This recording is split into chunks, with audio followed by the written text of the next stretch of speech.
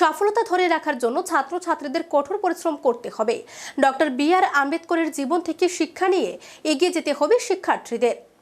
তপশিলি কল্যাণ দপ্তরের উদ্যোগে আয়োজিত ডক্টর বি.আর. আম্বেদকরের স্বর্ণপদক ও মেধা পুরস্কার বিতরণী অনুষ্ঠানে কথা বলেন তপশিলি জাতি কল্যাণ দপ্তরের মন্ত্রী Sudhanshu Das.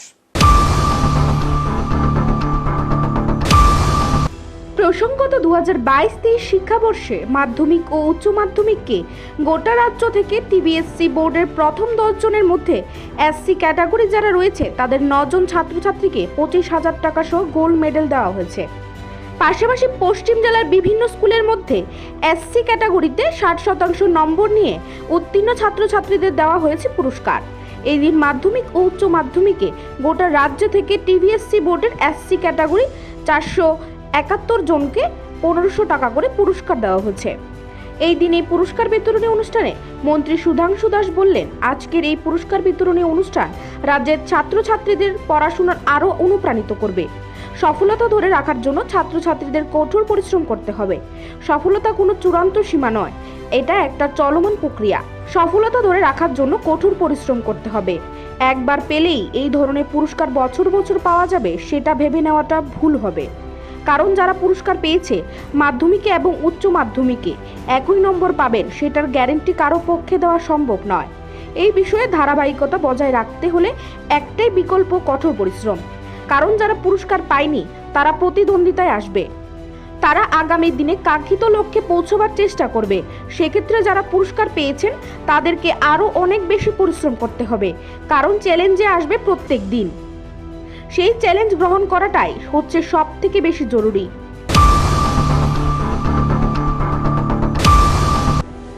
Success is not a destination, it is a continuous journey. সফলতা কোনো চূড়ান্ত সীমানা নয়, এটা একটা চলমান পদ্ধতি বা চলমান প্রক্রিয়া। যারা মাধ্যমিকে 60% মার্ক নিয়ে পাশ করেছেন, যারা গোল্ড মেডেল পেয়েছেন, এই সফলতা কিন্তু আপনার চূড়ান্ত নয় যে আপনি একবার পেয়েছেন মানে বছর বছর পেয়ে যাবেন, এমনটা কিন্তু নয়। মাধ্যমিকে যারা এই বছর পেয়েছে,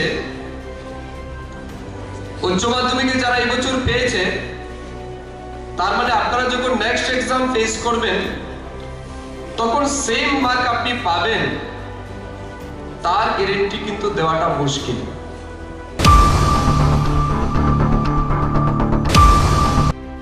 মন্ত্রী সুধাংশু দাস আরও বললেন, ডক্টর বি.আর. আম্বেদকরের পুরো জীবনটাই ছিল লড়াইয়ের। তিনি নিজের চেষ্টায় সুউচ্চতায় পৌঁছতে পেরেছিলেন, তাই স্মরণ করা কোনো ভুল কাজ হবে না। Doctor B.R.. আম্বেদকরের জীবন থেকেই শিক্ষা নিতে পারবেন শিক্ষার্থীরা। তিনি কি কঠোর লড়াই করেছিলেন সেটা তার জীবনে অনুসরণ করলে জানা যায়। প্রকৃতপক্ষে তিনি সকলের কাছেই অনুপ্রেরণার উৎস। Bureau report, Asian Times.